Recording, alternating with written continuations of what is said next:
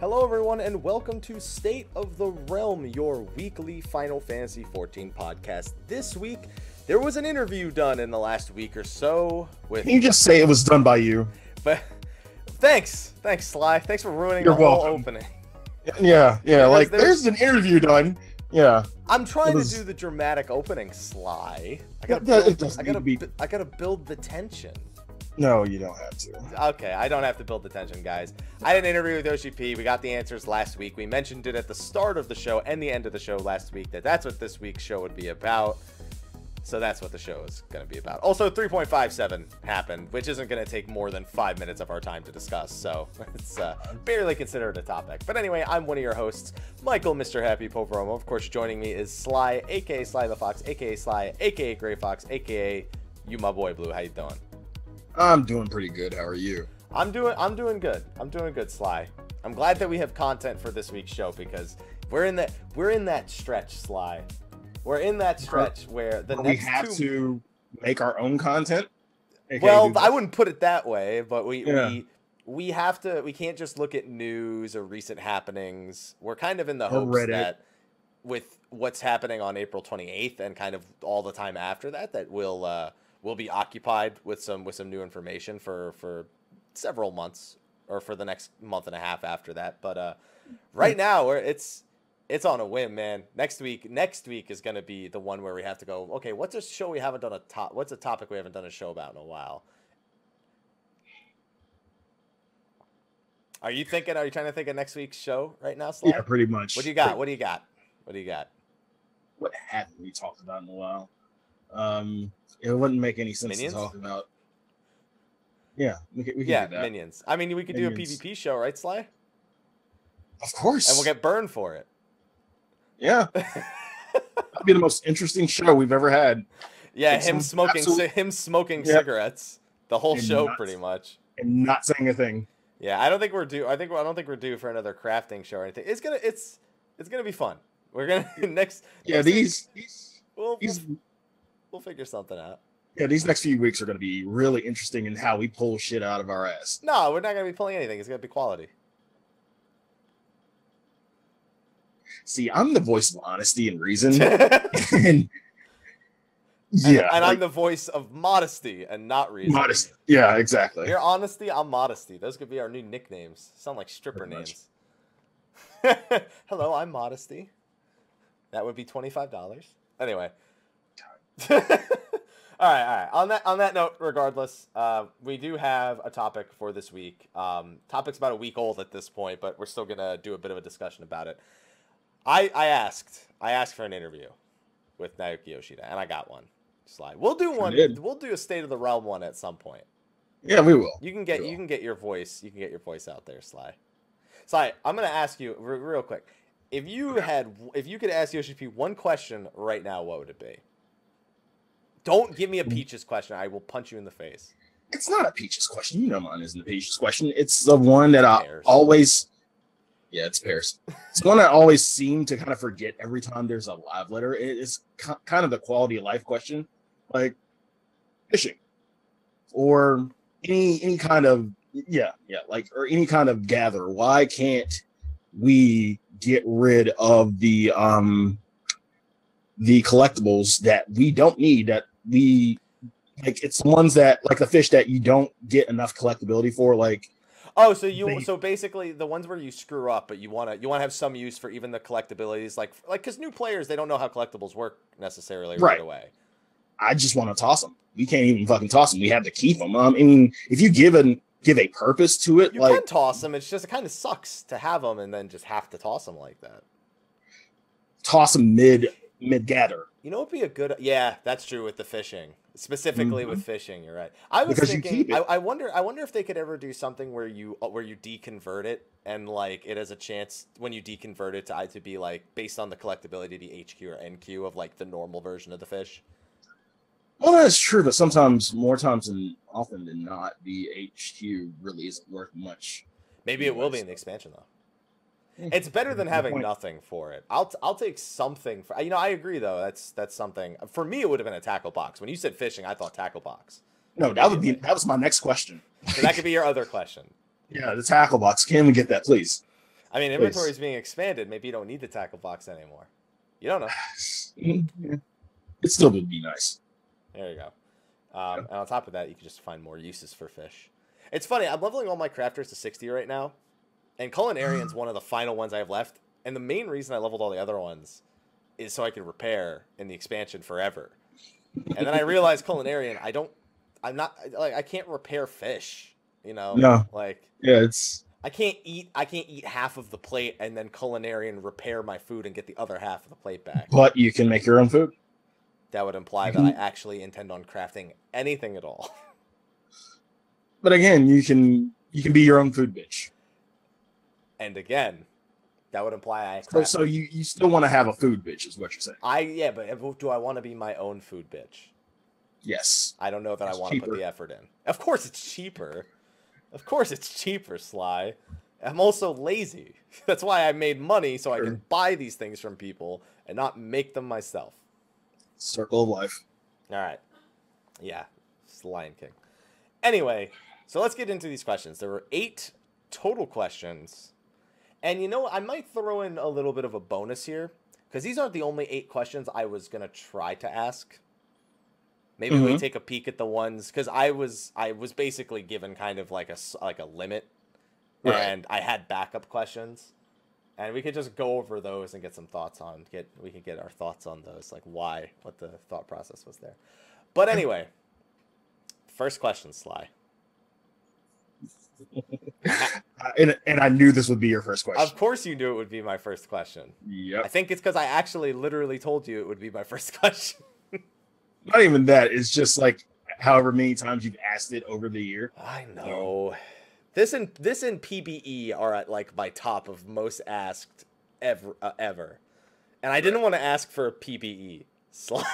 I didn't want to be like, can we get a test realm for like the 20th time? All right, I asked if there's any discussions about more raid bosses. Listen, don't laugh, Sly. It's a serious question. Okay, it's a serious question. We've talked about it on the show a lot, Sly, about multiple. What was your stance on more than 4 raid bosses last we talked? I'm for it, but he kind of answered this, and I even said to myself, I don't even know if they had the development time to do it. And I would be willing to sacrifice development time and you know, having a patch released at a later date. I wouldn't be as up in arms as we were with Heaven's Ward when like the patch release cycle. Gorgeous. Yeah, when we had to wait how many months to get it. Yeah, I wouldn't be as up in arms if it included another boss or 2, maybe. But...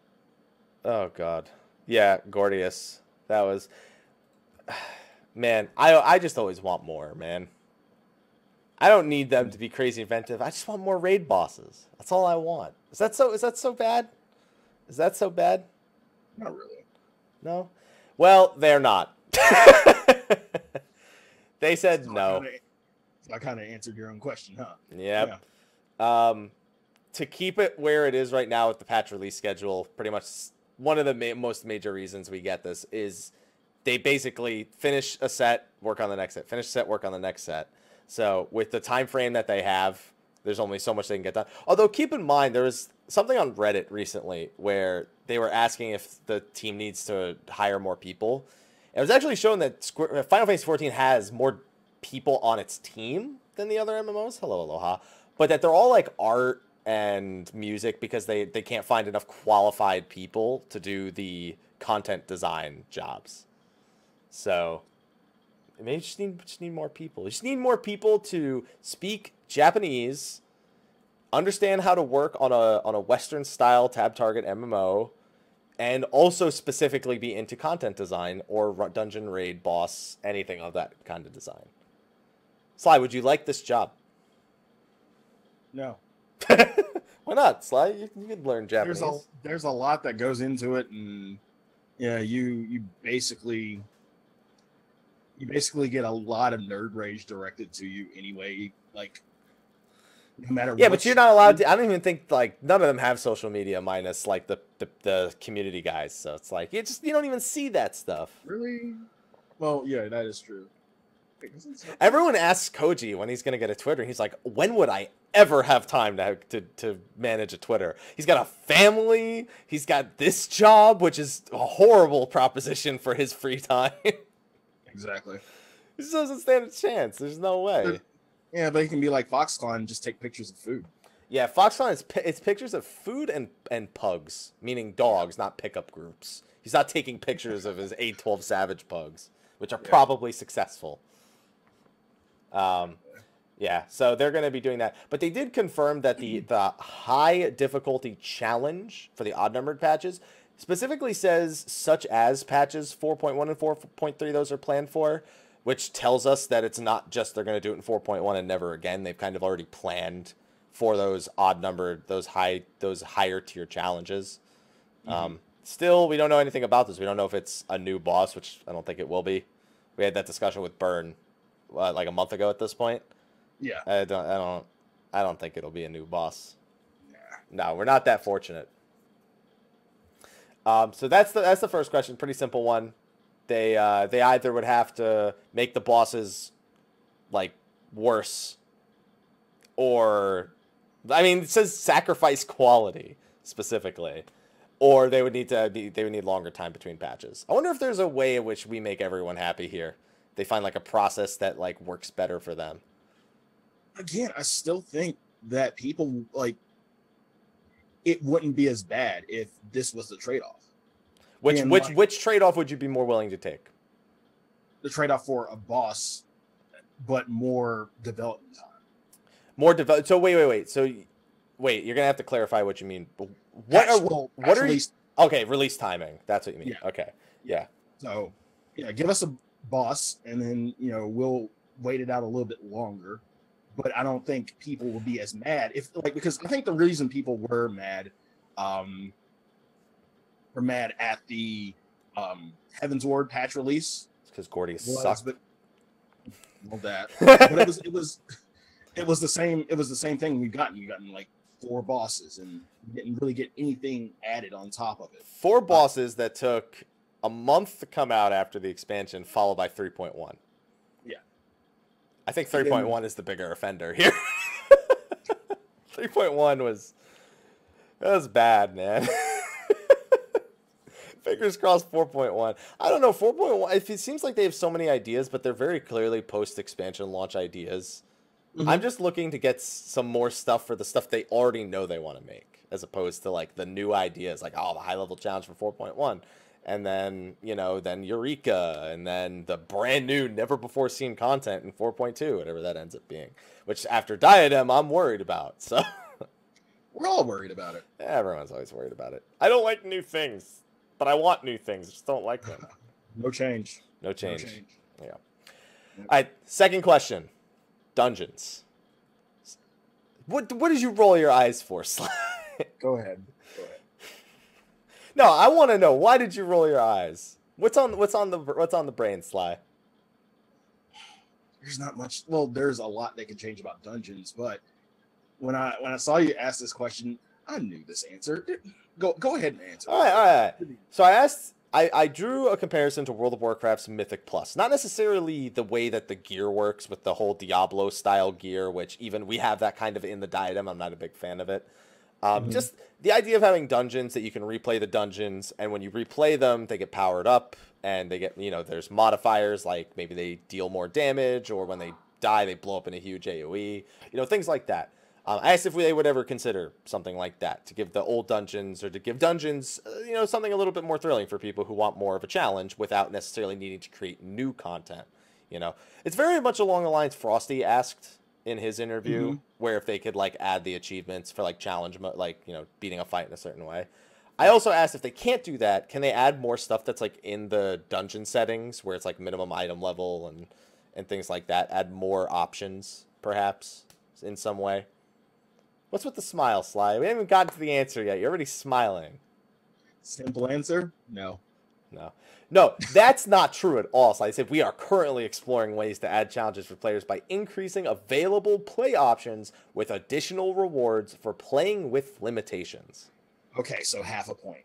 But the other half. Listen, you won by half a point last week. Don't even go started with me there. True. But the other half being the fact that, like, in terms of difficulty, they're keeping it to where it is kind of like right now. We didn't even get to that question yet, Sly. That's the third question. This is the second question. You're jumping ahead of me. But you always talk but you just said about Mythic and things like that. Yeah, but Mythic is to rerun it, you know, with more replayability. Let's talk about the Mythic. Let's talk about the Mythic right now. Okay. Don't bring the disappointment. Let that simmer for a little while before we go into that. All right. Okay. Go ahead. So 4.x would be the slated because it's not something that was fresh on their minds for 4.0, so it can't be developed in the next 2 months, pretty much. They think that adding in mechanics that will add new layers of enjoyment for players through existing dungeons once again. Challenging yourself to a dungeon with your adventuring squadron is another one of the things that's brought up here. We're getting one thing we've absolutely asked for. Well, we were also promised this, like when Squadrons came out also. True. But we've been asking for this for, like, the longest time. Sly, I'm going to ask you a very difficult question. When was the last time you checked on your squadron? You're joking, right? You're seriously joking, right? No, when was the last time you checked up on your squadron? How are they doing? They still doing push-ups? Probably are. They're like, when's he coming back? I just want to stop. Yeah. I think I actually do check on them every time I actually have to go get some my buffs, but I haven't had the raid. So the last time I went was the last day of raid when I had to get raid buffs or like leveling buffs or anything like that. So maybe about a few weeks back, I guess, or a month. So are they at least like high level? Define high level. Have they are you max rank with your Grand Company?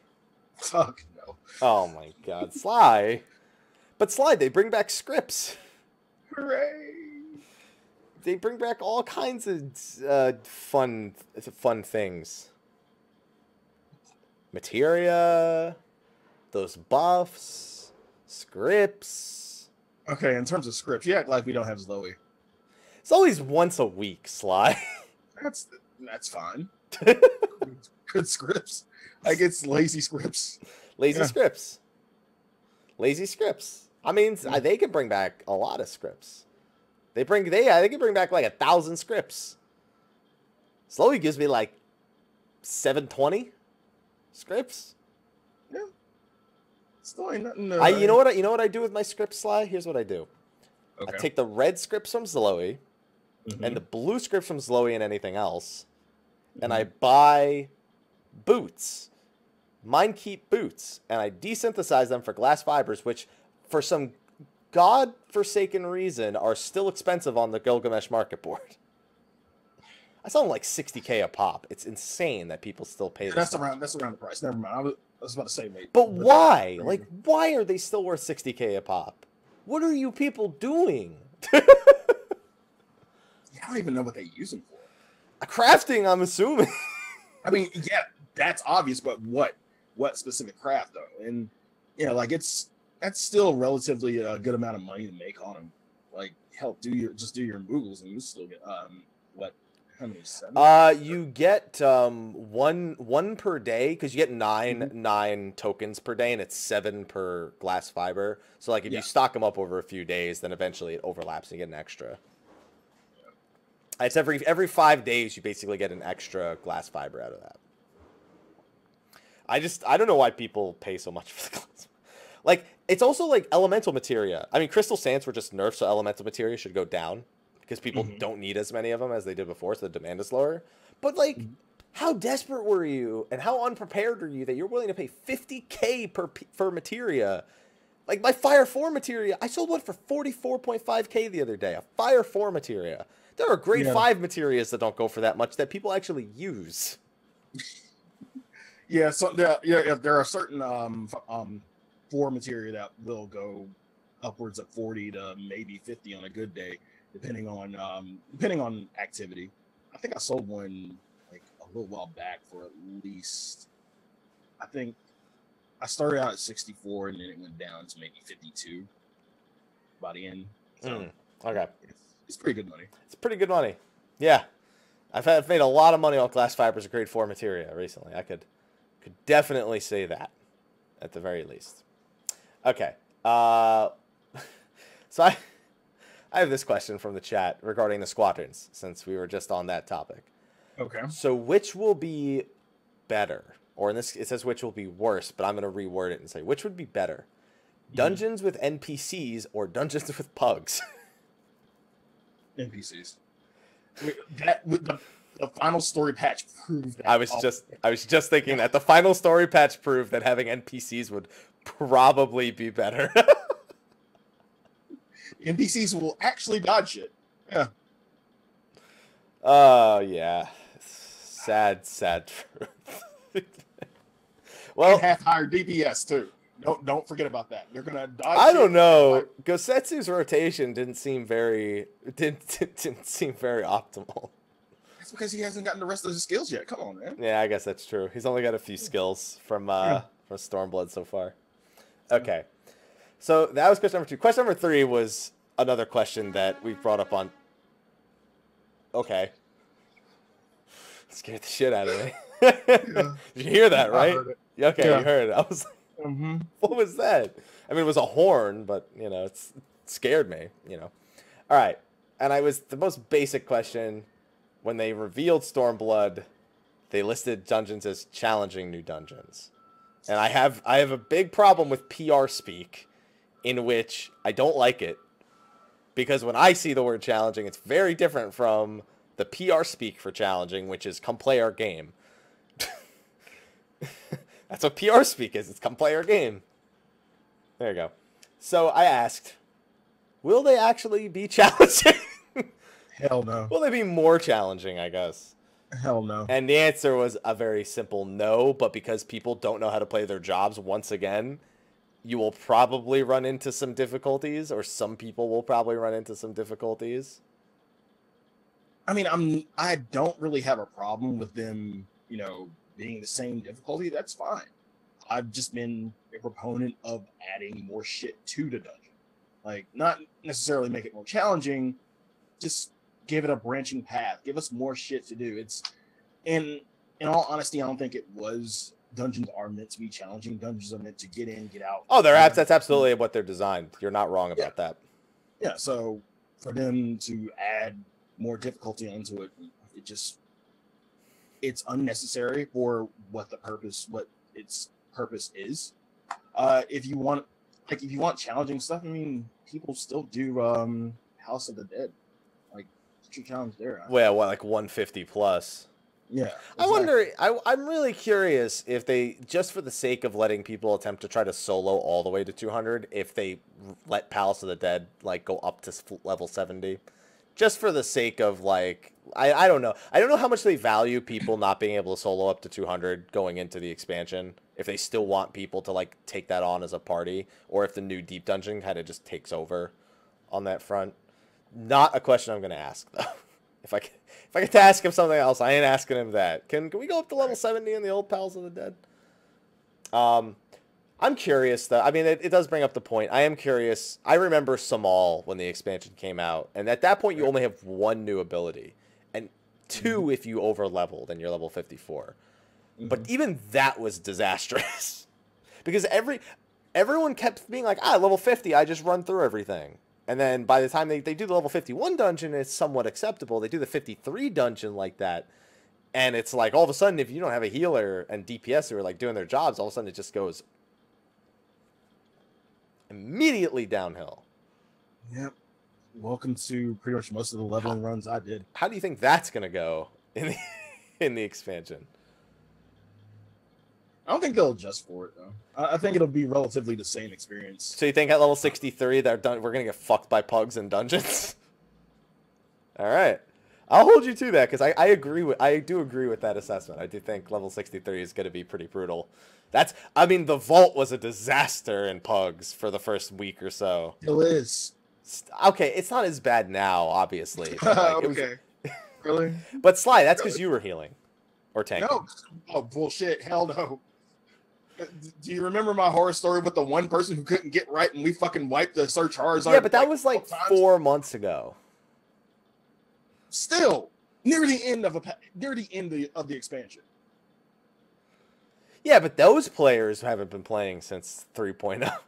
The people who you're doing the vault with should theoretically, the people at the beginning of the expansion are in theory the people who have been dedicated to the game and are playing through and are seasoned, because they're playing right as the expansion comes out and they've already hit this new content, right? Now it's like maybe there's new players that are just getting to it now, and you might, you run into that. But it was bad. Now you at least have like parties where you can maybe carry the person who doesn't know what they're doing through the. Not you, apparently. No, this is why I only queue into leveling roulette as a healer. This person couldn't get right, and the other DPS even said even tried to help him out. And then at one point, after 12 wipes, we were like, "Yeah, boss, we gotta let you go. I'm sorry. We're telling them we're gonna kick him, and we had to. It's just fucking terrible. So, I'm sorry. This will be something you experience from day one to the point, to where we are now. You're always gonna get bad pugs no matter what in terms of level." Pickup groups, not pugs like we were talking about FoxCon's Twitter before. The opposite pugs. Yeah. Just clarifying. Yeah. Well, I mean, it is what it is. It's false. It's just, please, tanks, don't assume your healer can automatically heal you through everything when you go into the new dungeons from 60 to 70. Wait until at least 3 days after early access before you start doing that. Because by then I'll be past it and I don't have to deal with you as a problem anymore. Wait till I'm done and then you can start pulling it like that. Or if I'm the healer, you can pull it like that. If Sly's the healer, still don't do it like that. But I have cooldowns. I had to. We all have cooldowns, Sly, but the Duty Finder has proven that not many people know they exist. Yeah, like that one tank who didn't use rat stacks. Somehow, some way. Well, the entire dungeon. Yeah. All right. So the next one, we're at the halfway point after this question, Sly. So this is a big one for me. I don't know about you, Sly, but I could never grind Palace of the Dead for leveling, and I'm gonna have to do it soon. Do you have to? Dude, 50 to 60. Just think about 50 to 60 after the expansion comes out. Just think about it for a second. Okay. Just think about it. How am I going to level outside? Maybe Fates come back into popularity 50 to 60 because people don't want to do Palace of the Dead? I don't know. I don't want to do Palace of the Dead. The only time I do Palace of the Dead is if I have a sliver of XP that I need to get and I don't feel like doing a dungeon. Keep in mind, I'm specifically talking about Red Mage and Samurai. For 60 to 70 is covered, but 50 to 60... for Red Mage Samurai, I'm concerned. Even at that point, I still wouldn't mind a dungeon grind because it's not as boring. But good luck getting into one is the problem. How many people are going to be leveling 50 to 60 on tanks and healers at that point? My Red Mage better have one off global cooldown heal because that's all the healing you're going to see from 50 to 60 for that first week. But hey, you got friends, right? I got friends. They're all leveling the same jobs. That's why I'm in Palace of the Dead. No, you have friends who aren't leveling that shit. That's yeah, and they're going from 60 to 70 while I'm going and doing Samurai from 50 to 60. People got to do their leveling roulette. Yeah, I guess. I suppose that's a good point. Roulettes, on the other hand, roulettes will be okay, but just doing a dungeon over and over again, that's not going to happen. You say over and over again, but it's really like maybe what, 3 or 4 times. I mean, it's right now it's 3 times with Recipe XP. It's 3 and Recipe XP and Armory bonus. It's 3 times from an even numbered level to an odd numbered level. From an odd numbered level to the next even numbered level is 4 runs. So like 50 to 51 is 3 runs, and 51 to 52 is 4 runs, and then you go up. I'm sorry, no, that's opposite. It's from odd to, because you unlock a dungeon at the odd numbered level. So that from 51 to 52 is 3, and then from 52 to 53 would be 4 dungeons, pretty much. It's about 7 dungeons per level range, and we're hoping the Armory bonus goes up for at least 50 to 60, not for everything, just 50 to 60. Bring it up to 100%. Like they brought 1 to 50 from 50 to 100% when the expansion came out. Maybe for everything. Maybe for No, they're not going to do 100% from 60 to 70. They're going to do that. Ain't no way. They want that content to stretch. You got too much faith, my friend. It's not that I have faith, but yeah, you're right. You don't. No. Yeah, I don't. Well, you're right. I don't. You say they want it to stretch, but at the same time, we're just gonna go through it like it's nothing. Butter anyway. They want it to be slightly more than nothing, though, or slightly less, more than nothing. I guess sure. It's just okay. So aligning my words. Yeah. So the question in particular here is if we'll get new objectives in the next deep dungeon, because Palace of the Dead is literally kill enemies next floor, kill enemies next floor, kill enemies next floor. There's no variety whatsoever.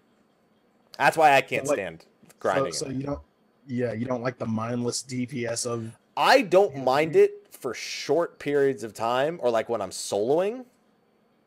But if I'm like when I think of replayability, that's not exactly a something I look forward to.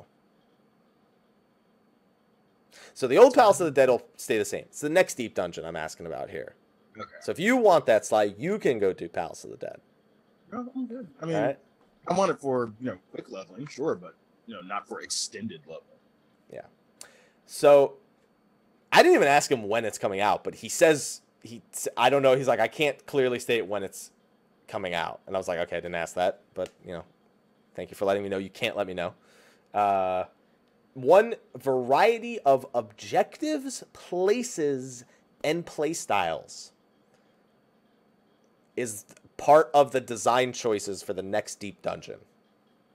So no more mindless DPS. I mean, maybe it still is. Maybe objectives are such a joke, you don't even have to think about it. Sure. Yeah. Okay. So, objectives. What kind of objectives would you like to see?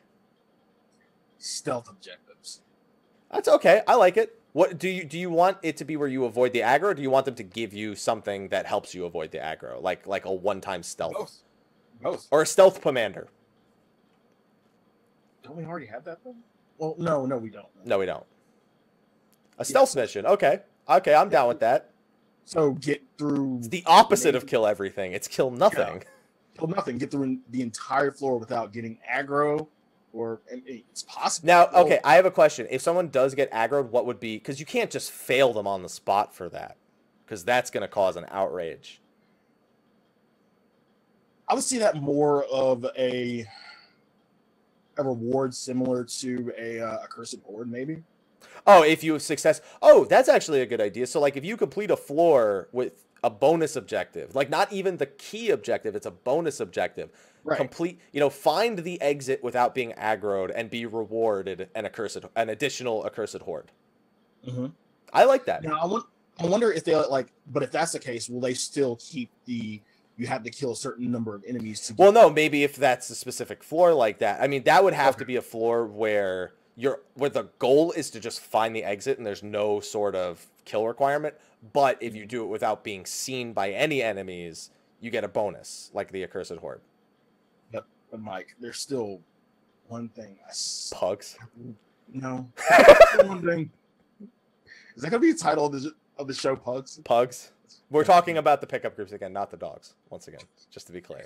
There's still one thing I really, really want in POTD. One thing. Okay, what is it?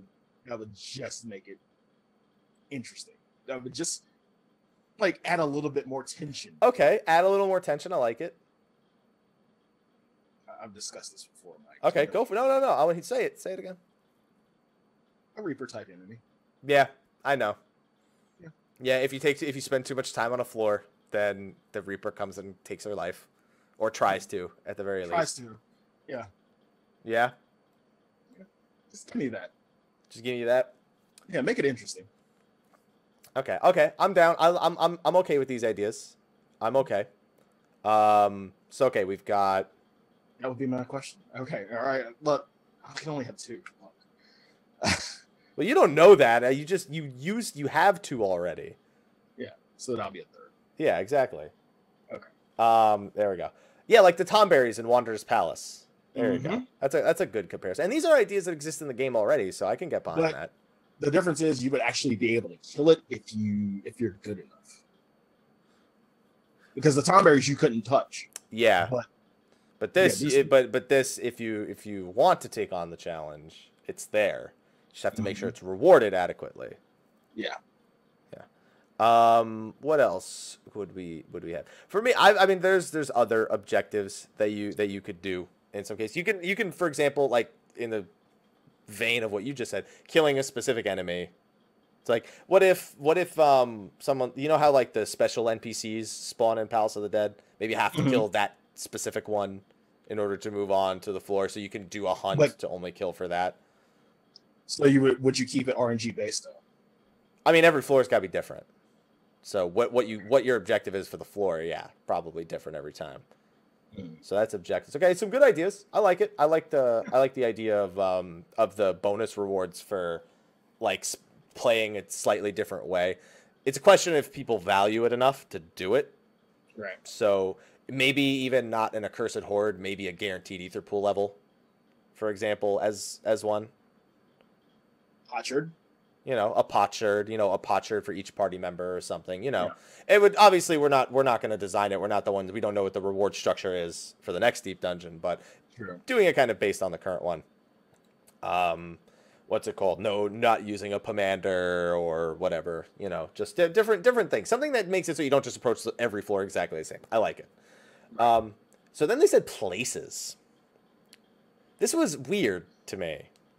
Because I'd assume that all of the next deep dungeon take place in the same location.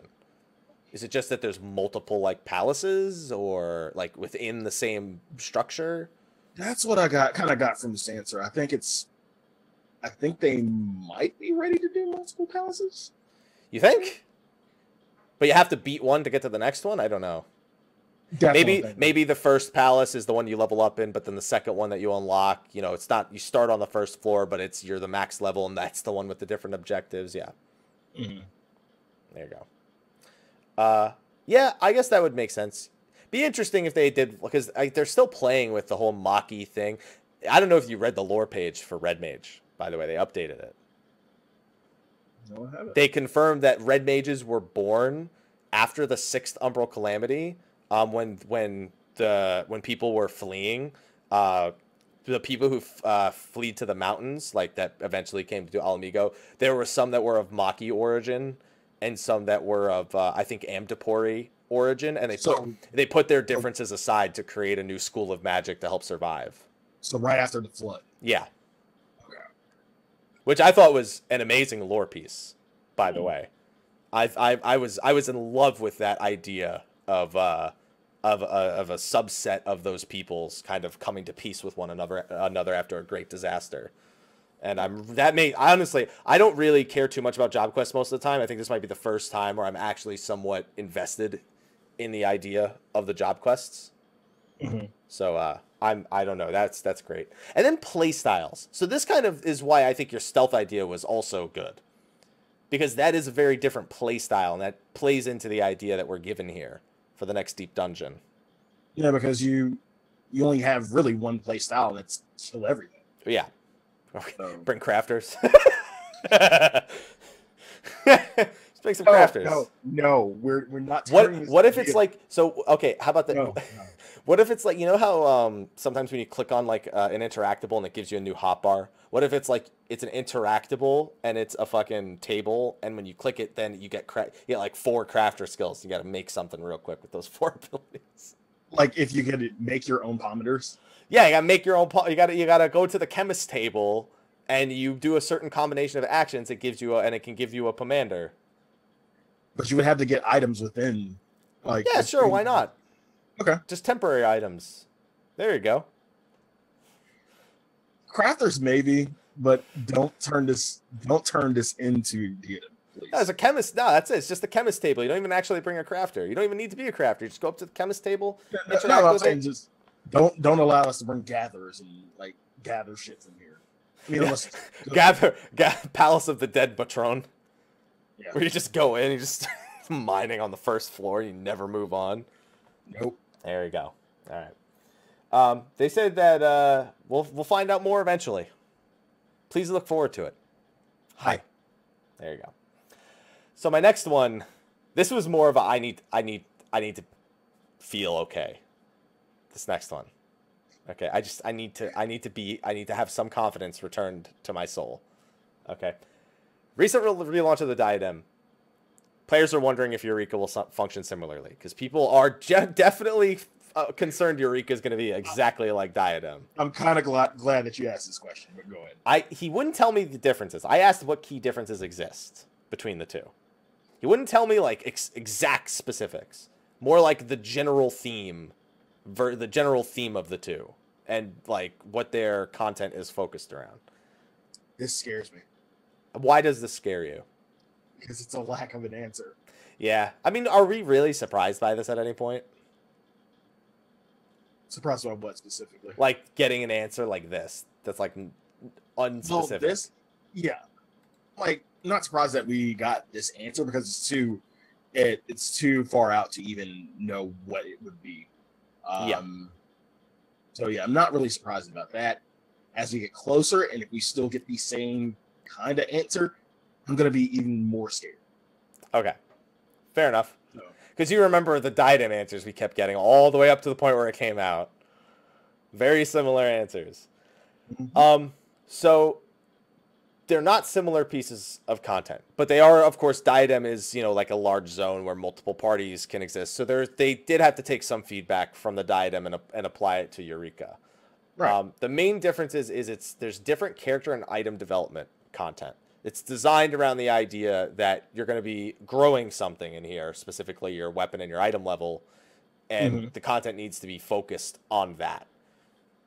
So do fates and you get light. Okay, anyway. So do fates and you get light instead of, treasure coffers. I don't know. The greatest difference would be the theme is exploration and growth. Now, considering exploratory missions literally have the word explore, I don't see, outside of knowing that this is for the next anima weapon, I'm not seeing much difference in the sense. You still optimistic about this one? I can't be unoptimistic. I don't have enough information to draw a different conclusion. There really hasn't been any reason given for me to have any kind of optimism about it or any kind of excitement. What I think of Eureka, though, is I think of the way the anima weapon played out, and I try to apply that to Eureka.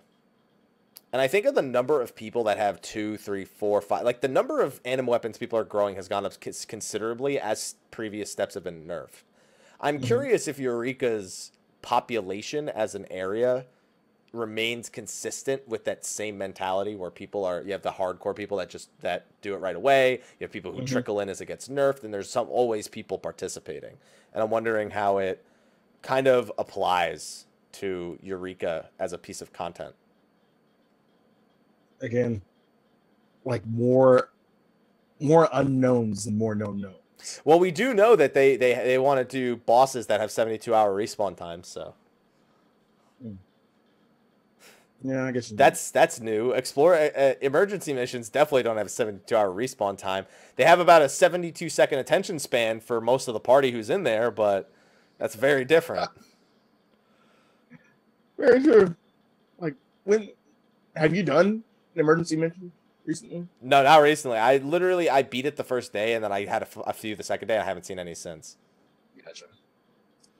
Well, what was the last emergency mission you did? Because I don't even know when the last time you even logged in was because of the whole Persona thing. Yeah, it's been a minute. Last time I logged in was definitely for the patch, but before that, I did a few like weekends where I just log in just to do Diadem just to get some random shit, and one was successful, but it just was a fuck show. I don't know if calling it a fuck show is quite the best description for it. Yeah, you're right. It's a very different, even if applying to it being there's a reason why it's a shit show, because a fuck show is a very different kind of show. Somehow, some way, this fuck show was successful because we did end up clearing the emergency mission. How much time left? It wasn't a lot of time left. They only get 15 minutes though. It's never really a lot of like you could say 2 minutes, and that's like more than an eighth of the whole time that you have in there. So yeah, true. So yeah, I think it was in like the final minute. So fingers crossed that Eureka ends up better. But like you said, there's no reason to not be optimistic. There's also no reason to be optimistic because there's just no information. Yeah. All right. So the next one, set bonuses. Can we put this up there with like PBE and raid bosses? Because this is another big one for me. This should have been my first question, but I tried to group them. Mm-mm. I think this should have been second. So I started off by being like, I know you don't want to add set bonuses for like effects on abilities. How about just for glamour? This was my glamour question. Can we get set bonuses that have glamour effects? You wear all 5 pieces and something and it like glows or something. I don't know. Anything. Emote unlocked by just specific set? There you go. Emote unlocked. Yeah. It changes your emote to like something different. I don't know. Right. And I got an answer I didn't expect. Where he starts off by saying, I know I've said that recently. He says, recently, I've been more optimistic about adding set bonuses to high-level raid gear, as it seems that it will greatly contribute to the player's motivation to get through all the tiers. However, it would only be for the highest level raids. Which I think is... I'm okay. I'm okay with that. I'm okay with it. Not even what I'm thinking though is the thing is tombstone gear is equivalent to the highest level raid gear, so I don't know if like upgraded tombstone gear is applied to that, because at that point that's pretty much both of your most major sets that you put into a major patch. But the thing about it is that kind of seems redundant. Well, it depends, because if they have different set bonuses, the idea is supposed to be, do I value bringing 2 pieces of this one set and 2 pieces of the other set for each of the bonuses? Does one of the set bonuses not really, tickle my fancy as much as the 4-piece set bonus of this one? And what I mean by that is it won't. I think the set bonus won't really matter once you get the complete set. That's fine. People will probably go for a complete set to begin with anyway. Yeah. It won't be necessary for that tier. No, but people are going to be thinking about it for the next tier. And then it won't be in. I won't say it wouldn't be necessary, but it's kind of like how gear works when in just general. We have Alexander gear. It's not going to matter for until maybe 3 levels, and then you'll get rid of it. Yeah. But like the next tier, you use that set bonus, and then you're going to get the next set, and then it's going to matter for maybe the first for the next. Do you think item level will trump the set bonus's effect? That's kind of what I'm getting. Like when the next crafted set of gear comes out, the item level difference will supersede the set bonus of the previous set to the point where it's mostly a reward. Because I really don't see the set bonuses being that great, that beneficial. Oh, you think they'll be pretty? They'll moderate themselves pretty heavily with those. Yeah, I could see that being a concern. Yeah, unless you give me a fuck ton of crit. What if it's an ability? What if it's I don't know? Blood of the Dragon is 5%. I'm not Blood of the Dragon. Battle Litany is 5% more. Its effect is increased by 5%. That's a set bonus. That's a 4-piece set bonus.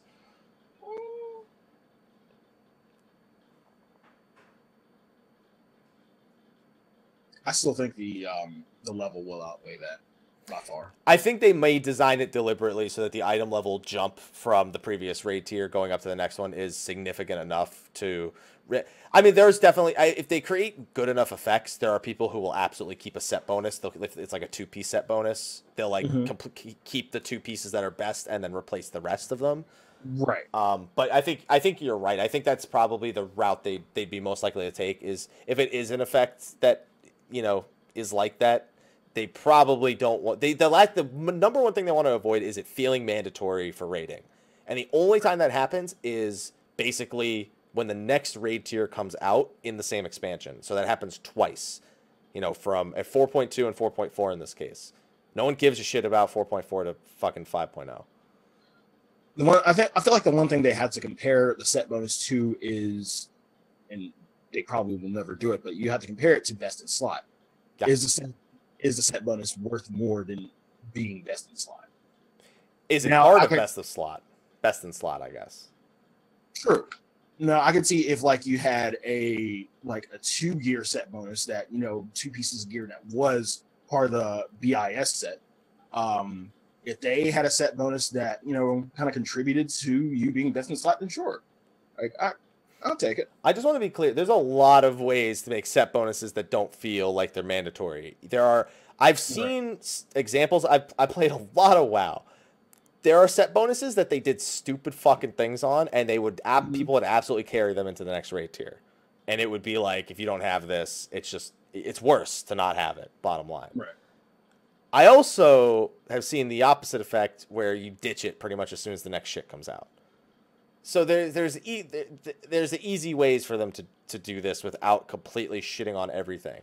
But I sometimes don't know exactly if they understand how the numbers in their own game work. So that's where my concern is. Since the Ninja release, since even the Warrior, when they had to revamp Warrior, they were just like, we thought it'd be okay. It wasn't. We thought it'd be good enough. We thought Warriors it would out heal. We were wrong. Whatever. We just thought it'd be all right. And they're right, it was, but they were testing that shit in full I-90 when, having triple the healing off of an Inner Beast was a great thing. Yeah. So, and it's also, World of Warcraft, a good example. Right now, they have legendaries where people are considering the legendaries mandatory for raiding. So, like I said, that's just one item, too. That's not even a set, but you understand, it's the same general principle. Right. I'm curious to see what they'll do. As for the glamour thing, he was concerned that maybe, people like to really glam themselves up, and if you force them to wear a whole set to get an effect, then it might be a lot of development time, kind of. This is kind of what I'm gleaming from it. So it's possible for it to add the graphical effects in a set bonus, but it may interfere with the enjoyment of dressing up in the game, so it's a hard decision to make. I think the idea there is it's a lot of effort to make a set bonus like that, and then people just glam away anyway. And it's like, it's something it's very rare nowadays where you're forced to wear 5 pieces of a set to get something. You know what I mean? They could just do 2 pieces maybe. I don't know. I want set bonus to give me some glam. Not so excited for it.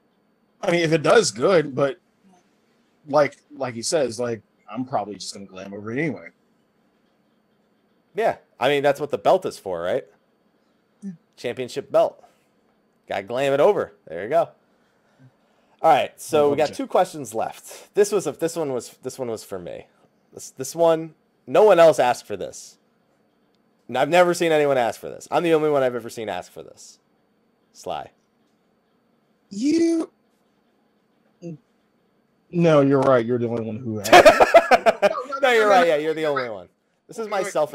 This is my equivalent of my account was banned question. I don't think it's that bad.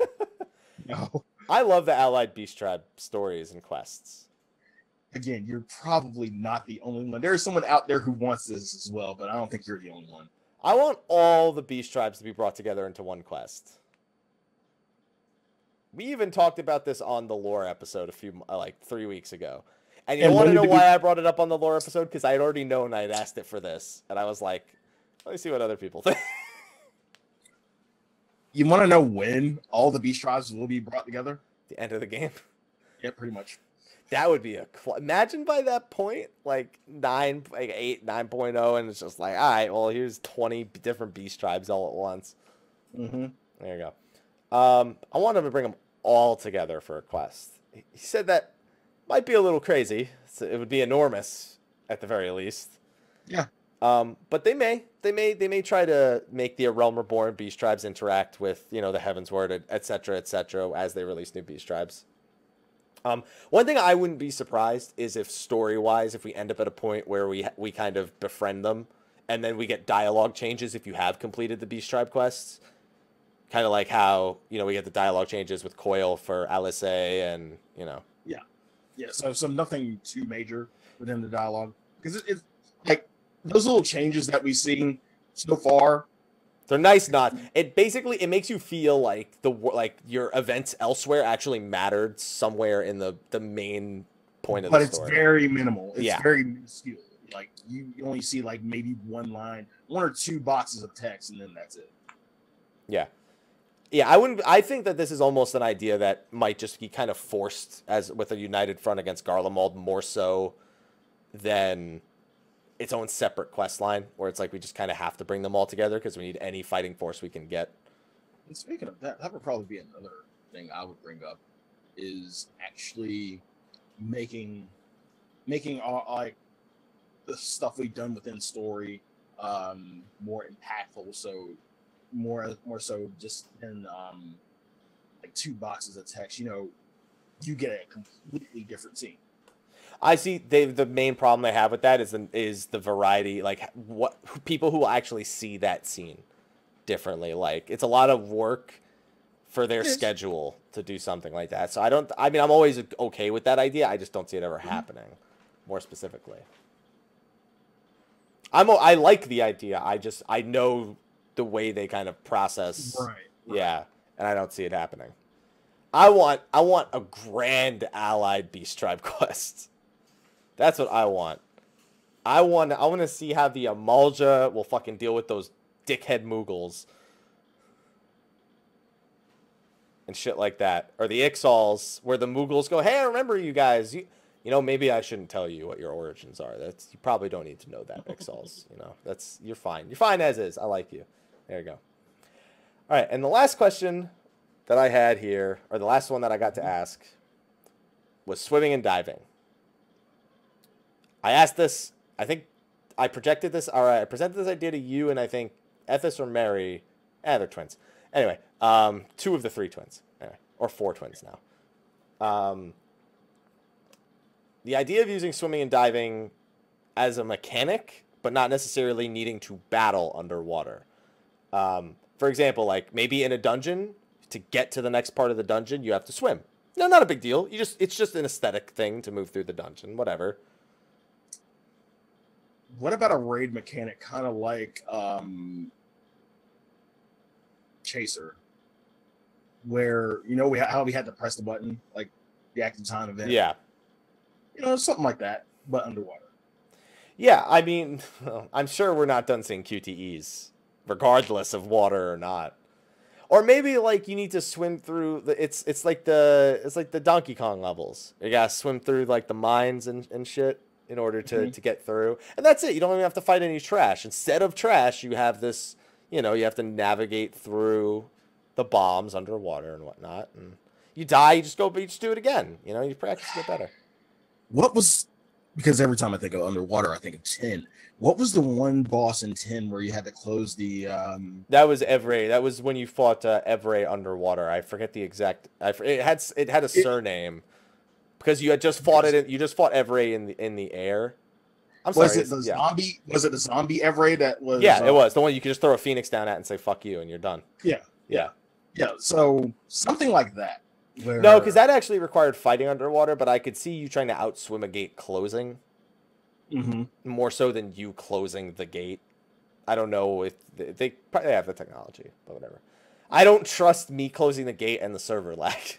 I don't trust it. He's gonna go through the gate and auto attack me and just murder me. There you go. Evray at Altana. There you go. Evray Altana. That was the name of the underwater one in specific. All right. So I asked if we're going to get that. And they said they have, I'm going to put this in quotes, several pieces of content planned that will involve having players swim as a method of transportation, not blitzball. Anyway, unquote. Okay, good. I'm glad you included that. Transportation. Blitzball is not a form of transportation. Okay? Although you do move around the field. That yeah. Oh, you know. Yeah. That's... Anyway. They said they haven't gotten around to creating specific gameplay elements incorporating swimming. So basically existing ones that they then interject swimming into. And it's the same thing, because you could kind of treat swimming as flying in this case, where a lot of people ask, will we fly in dungeons? And, will there be flying chocobo races and things like that? People kept trying to see if they would move it into, and this was my version of that question for swimming, pretty much. They just feel like it needs to be designed for swimming in the first place, not swimming is just added in as an afterthought, or it's going to suck, pretty much, which is somewhat agreeable. They come up with a good idea, and it seems like it'll make sense. They'll do it, but they're not going to force it. They're not going to be like, well, we have to do this idea. Let's make it work somehow. So that's what we got. I'm still okay with the idea. I'm down with Frogger, but underwater. Frogger underwater? Yeah, you gotta move in like the wouldn't that mean Frogger died? No. Frogs, see, the thing is, you lose the game when he falls in the water. Yeah. But unless it's acid, he's not dying. You just lose because the goal is to, jump across without falling in the water, getting run over. Right. Yeah. It's just Frogger fell, and this was the hidden level. That's what we're calling it. Yeah, that's what we're calling it. Yeah. This is the sequel. Frogger 2, Electric Boogaloo. No? No. No? No. I think yes. Have you even seen Electric Boogaloo? Probably, when I was young. It doesn't have to be the same plot. It's not like we need the same plot, but with Frogger. Yeah. That would be awful. That I can agree with.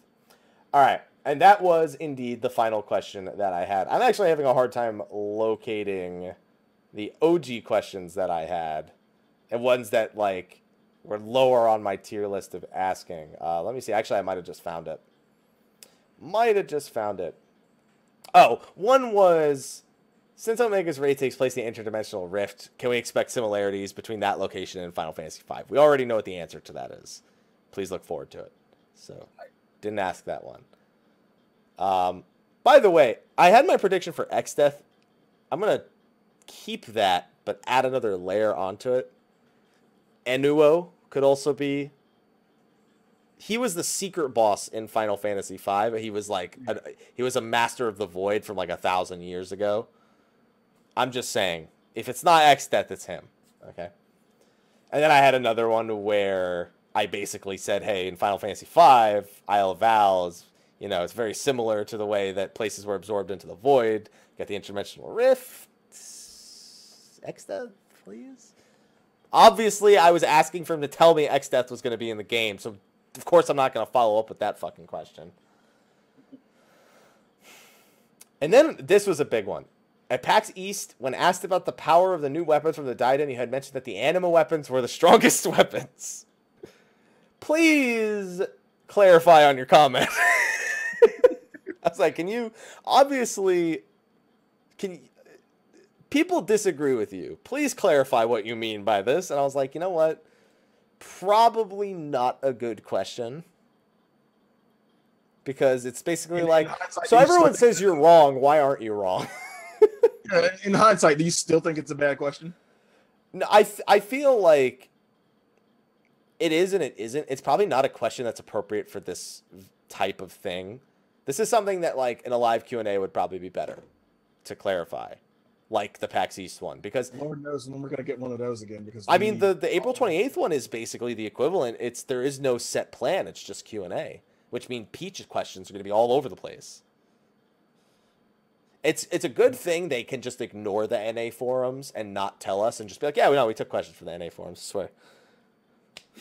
No, I promise. That one's from the NA. That one, I absolutely. What part? Oh, that's weird. It's not there anymore. I swear it was from the NA one. Oh, yeah, that's on the EU one too. Good. So I could just use that one. There you go. Part of me thinks they really get it from Reddit. Yeah, well. Questions from Reddit. Yeah. There you go. Then you have, let's see. I asked about the weapon damage increase. This was the next one that I didn't ask. This one I actually would have been okay asking. The increase on the weapon damage and primary stats alone from the 275 to 280 weapons is way higher than it should be for 5 item level gap. Why? Pretty much. Because it still perplexes me. Like, I think I get it. I think I know why. But it still boggles my mind that they have that 5 item level gap work the way it does. That would have been a fair question to ask. It is, because that annoys me more than anything about the 280 weapons. Not that they're as strong as they are or can be as strong as they are, because fucking you've seen emergency missions. Because all the interviews that we've gone over haven't really touched on the damage itself. Just the fact of, they're 5 level. Yeah, the 5 item levels higher. Yeah, they're 5 item levels higher than anything, but they never really touched on the weapon damage itself and why it kind of outweighs pretty much most things. It's just such a strange gap for 5. Like, even if you just look at the main stats, I think they have 13 more main stat, and the average 5 item level increase is only 6 or 7. So it's almost double that of a standard 5 item level gap. So I'm curious as, like, when the whole reason for creating item level is so players can properly gauge the strength of it. So the only thing I could think of is that because the stats were random, they were like, we need to make up for that somehow. So here's more main stat. But then when you get the god roll, it's like, okay. Do you think you'll ask that for the next? I don't know. I don't know that it'll ever be a problem again. You say that. I say that, but I don't know. Maybe I ask when it's a problem again, when it's applicable again. I honestly think it's a safe bet that it's going to happen again. I mean, we don't have Diadem again, though. Like, things like this randomly generated loot like this. Or at least we don't think we do. 4.2, you know. So you don't think we'll get something that random generates loot in? I do. I just don't think it'll be like Diadem per se. Extreme? That extreme, yeah. Yeah. Okay. Yeah. I always think it's always a possibility. Especially near the end of an expansion cycle. So I don't think it's going to happen anytime soon, but probably as we get close to 5.0. One day maybe I'd like to ask that one. And then I have, let's see, can we expect more side quests like the Scholasticate? I think we already kind of know that, the hidden organization that they mentioned. We don't know if it's part of the main story, but we could maybe assume that it's like this. I asked what technical struggles were present when developing swimming for Stormblood, since unlike a lot of other MMOs, we didn't have it at first. It's like it's like something that's being added in afterthought, so kind of a technical one. 6 weekly hand-ins for custom deliveries is kind of, it makes the kind of custom deliveries not really a great or fun feature in any way, you know. I asked how often they were planning on either expanding stories, adding stories, or if they had any plans of enhancing the content in any way. Because I love my Slyh weeklies, but it's like not even content as far as I'm concerned. It's just one thing I do on Thursday. And it takes me about 8 minutes to do the whole thing. So I just want it to be more content, I suppose. Somehow. I don't know. And then here's the one. I was like, are there any Eggies in particular you would like to see implemented the most as part of the Eggy Glamour system? What would be his favorite one to add? Every interview kind of always has that, like, you know, flavor question for Yoshi-P. Let me get your preference. And he's always just like, I know why you're asking me for my preference. I know why. You guys remember my interview before Realm Reborn launched, and I said I would want to add machinists to the game. You guys remember that shit. You guys know Red Mage is my favorite job. You guys know I've said Samurai. You guys are fucking trying to trick me. I know how this works. But somehow, some way it works, though. It works. Somehow. And he's always just like, shit, maybe I shouldn't have said that. I love that. shit, maybe I should. Sometimes he's joking. He's like, oh, no, I can't show this. It's supposed to be a secret. Oh, no. Yeah, the media tour stream where he accidentally went into one of the rooms in Ishgard, and everybody just lost their shit, and they were trying to, like, what's in this room? Yeah. Oh no! Oh no! Yeah. And then he's got ones where he's like, shut the fuck up. Please, that was actually bad. Yeah. So that was our test run. That was the test run for an interview. That was the first one. Well, we got to do a State of the Realm one probably after Stormblood launches. Yeah. Yeah. Although, will you still have your same 2 questions by then? Do you think you'll have different ones? Probably different ones. Okay. I don't know if if they change it, maybe not. Then I'll probably have to ask them. Well, write them down then so you don't forget. Fishing and doing shit with collectibles and tackle boxes. If we don't get it, if we get a tackle box, change that question. You also had the Reaper, as a specific objective that you'd like to suggest for Palace of the Dead. Mm-hmm. All right. Other than that, in recent happenings, all we really have is 3.57, which everyone was like, I don't know about you, if you noticed, like, everyone was freaking out that there was a 3.57. And I was just like, why are you freaking out? Well, what could it possibly be? I don't know, unlocking everything? Nothing. Yeah, it was like nothing and a bunch of things all at the same time. Yeah. It was like more Creator Savage Echo, unlocking Dunscaith loot, unlocking, adding Deepest Gob Dips to the Maki hand-ins, no more Alexandrian gear, lockout from A12 normal, and a bunch of anima nerfs. The Luminous Crystal nerf was ridiculous. I was like, I forgot that step was even that bad. Last time I did it, took me 3 hours. Takes you like 3 minutes now. It's so quick. You need 1/3 the number of Luminous Crystals, and their drop rate is ridiculously high. So if you've never done an Anima Quest before, guys, pretty easy now. Pretty easy now. If you're like, that's another thing. We don't know if that's another question. That's a possibility. Will the Anima weapon help us for the first step of the Eureka? We're all assuming it will at this point. Yeah. But we don't know. We can only assume at this point. Were Zodiac nerfs this bad in 2.0? Well, Zodiac nerfs were pretty significant. Like bad meaning good. Good. Yeah. It's like the 1990s version of bad. Yeah. But yeah, were they this extreme? Because I don't remember them being this extreme. I don't know. It was pretty easy. I don't know. They made them. They were pretty fucking easy. Yeah, they were pretty big nerfs back then. Even still. Yeah, I just never you didn't do it. That's why you don't know. I didn't do it. I only did it up to Animus and fuck this shit. I'm not doing this. Fuck this shit, I'm out. Yep, pretty much. So, yeah, so this is my first time actually being on the, I have my shit done end of things. And I can, say will I do another one? Probably not. Even though there are nerfs and it seems to be pretty easy, I probably won't do it. Well, I say I won't, but maybe for that fucking bard. No, you won't. Shut your mouth. Oh, yeah, you're right. You know you won't do it. Yeah. Just like you're crafting. I'm going to level all my crafters. How's that going, Sly? I'm going to have it done soon. Yeah, good job. Dude, Moogle Beast tribes are the best. Yeah, March, at the beginning of the countdown, I started to, and then once I got late into 3 and 4, I was like, fuck. So the chat wants to know, will you carry on and do the one in 4.0? I will carry on and do the relic in 4.0. Will you carry on, my wayward son? There will be peace when you bring on. Yeah. And you know what? More applicable to this than it sounds. There will be peace at some point. Yes.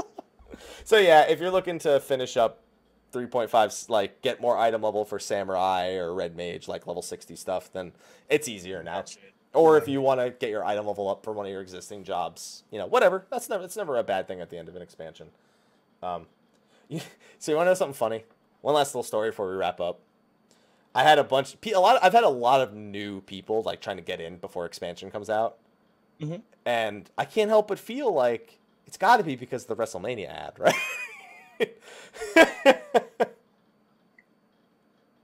I mean, I didn't think WrestleMania brought in a lot of people. No, I mean everyone there obviously made a new account. They probably put free trials in their fucking popcorn. You know what they thought? They probably thought the New Day Glamour would be in the game. Dude, can we get the New Day Glamour in the game? Like, Japan gets this fucking cloud mount that like the friggin' Sun Wukong cloud. Can we get the New Day outfits like as an NA specific thing?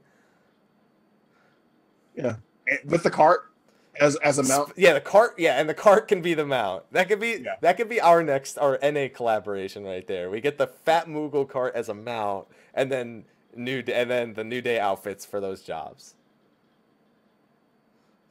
So from what I'm seeing in the chat, they gave 60-day subcodes to everyone at WrestleMania. They're all on the internet for sale now. Every single one of them. Pretty much. 60-day? Yeah. That's $30, man. Yeah. It's a lot. So that's a lot of money. That's a lot of sub time, my friend. That's a lot. But I mean, everyone paid a lot of money to be at WrestleMania. That's true, but at the same time, like that's a lot of money Square Enix put into one event. They put more money into an event before. Come on. Like that kind of money? I'm sure they have. So $30. Dude, New Day was probably like, dude, I'd play this game. I'll do it. He was probably just like, Xavier Woods says, I'll do it for free. Fuck it. I'll play that game already. I'm down. Yeah. And he's like, I'll pay for the subs. I don't give a shit. There you go. All right. Okay. On that, there's a lot of jokes now in the chat about the quality of the Duty Finder after WrestleMania. I don't think we need to get it. Oh, that explains why the Duty Finder's been shit. Oh yeah, that I mean they had triple the budget for Stormblood, right? There it is. Yeah. It all went to WrestleMania. There you go. All right. Wait, we're gonna never end on this one. Okay, Sly, thank you for joining me this week. I'm open to your ideas for next week's show, Sly. I have a few myself. I'm open to your ideas as well. You don't have to tell me them now. No, yeah, I'll ponder a bit and then like randomly put it in the Twitch app. So we could do an episode where we buy the latest WrestleMania game and then make Final Fantasy 14 characters in it. There you go. You're more down for that. This is you don't understand. Yes. This is not the first time we've had that conversation too. That's the worst part about it. This is not the first time I've suggested that, and I'm talking about years ago. I feel like, oh my god. Anyway, that's going to be a wrap for this week's episode of State of the Realm. Hopefully you all enjoyed it. Sly, I'm really afraid to look at the next scene. Oh, no, that's right. I can look at it before I... Sly, we have new technology that really allows me to... Well, it's not so much video mode as it is like, it's studio mode. Studio mode. Yeah, I thought you said video mode for a second. All right, so... Look at this transition. They can see you now. Hooray! All right, Sly, why don't you tell them where they can find you at? You can find me on twitch.tv/Slyakagreyfox. You can find me on Instagram at Slyakagreyfox07. You can find me on Twitter at Slythefox. You can find me on Facebook at Slyakagreyfox. You can find me on YouTube /The Velvet Room. You can find me pretty much doing other stuff until they release the 7/7 ban on Persona because that's I'm platinuming all the Kingdom Hearts games in the collection. That's what I'm doing. Yeah, I'm doing Zero Escape. So yeah. By the way, Sly, apparently we have Thancred versus The Undertaker at next year's WWE Super Slam. Although it's funny because one of them is retired now. Anyway, feels bad, man. All right. And where can they find you, Mike? Even though pretty much everybody knows. They could find me and my see-through glasses because I'm using a green screen with gunners. They can find me Mr. Happy1227, Twitch, Twitter, Facebook, YouTube, Instagram, all that good stuff. Got some fun things in the future, but a lot of it's stuff I have to be on the hush-hush about. Sly knows about them because some of them are things, yeah, you got to be hush-hush. Well, that's because Sly's my friend. You're my friend, Sly. I love you too, man. I didn't even say I love you. You could just, that's a hell of a dedication. That's like the opposite problem that like a couple has, you know, so where the girl's like, I love you. And he's like, me too. It's like, I was like, you're my friend. I love you too, man. I said you're my friend. I didn't say I loved you. What the fuck? Fuck you too, man. Fuck you too, man. That's not cool, man. That's not cool. It's all right. It's all right. All right. So anyway, we're going to wrap things up. We'll figure out a show for next week, but it'll be as much a surprise to us as it is to you guys. So see, we'll figure out what it is next week. Quality programming. We'll figure it out next Tuesday morning. All right, guys. We'll figure it out by then. Yeah. Okay. There you go. All right. Well, everyone, thank you for joining us this week, and we'll see you next week. Until then, take care. See you next week. Well, you know, and hopefully there's a good show.